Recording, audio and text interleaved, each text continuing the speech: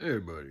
So this is something that's been popping in and out of my mind and heart for some time now, and it came through rather strong yesterday. So I'm gonna share it right now, even though I don't know, it may perturb some people, but fuck it, man. It's as I see things, it's a fucking serious truth that I want to do better at appreciating because it's something that is really quite rare, and because it's that rare, it has a little bit more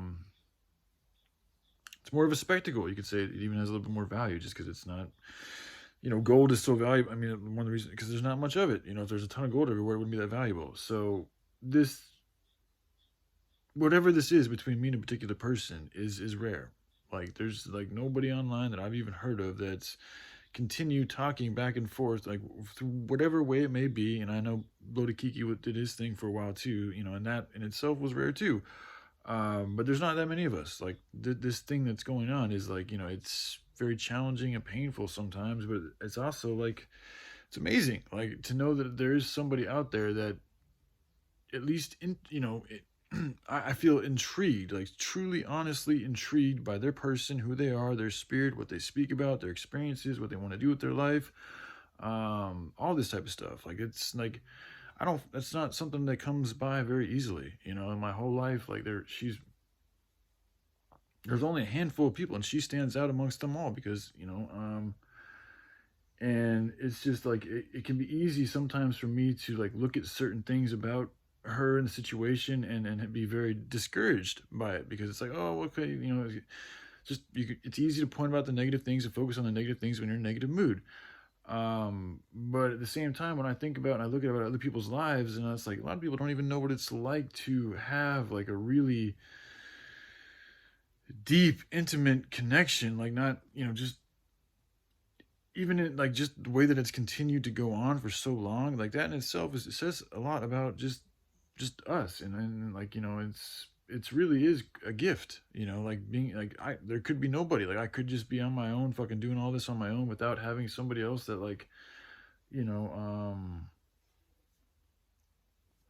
just like that it's special, like it just, I don't know. I just, I want to appreciate things a little bit better. And I feel at least that, like, even if nothing else happens, I'm still extremely grateful for all the experiences that I've had, because it's like, she's a very interesting human being. And I've told this before, but she, just being who she is and how good she is expressing her emotions, like, that's one of the biggest things that I really appreciate about her, excuse me, is her emotional expression, and it's something that I've always been very keen about doing since I was like a teenager. I mean, pretty much my whole life, but I really started appreciating it as I got a little bit older in my teenage years because it's just like the emotions were so powerful, and it's like I used to find I started to see and find that like there was a lot of alleviation and even pleasure that came from me just expressing my emotions, even if it was just through like a drawing or thinking about things, crying, whatever it may be, laughing, playing, speaking, communicating. Like it's just that, and it's writing poetry. Like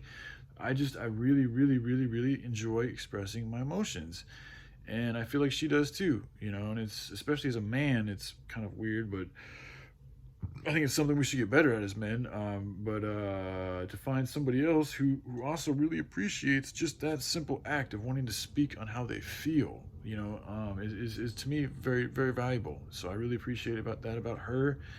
And again, like even just making this video right now, like part of me like is aware that I'm not in like it's just coming. I can see how it's very convoluted and not coming across all that fucking appeasing. But fuck it, man. This is who I am. This is who I am, and I'm okay with it. It's love isn't, again, for me. Love isn't all about things being all beautiful and nice and lovely and sweet.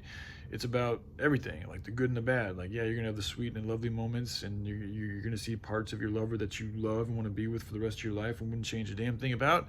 And then there's gonna be parts about your lover that's like, okay, that's some shit I'd like to work on and talk with her about and share some insights and see if we can, maybe change things up a little bit.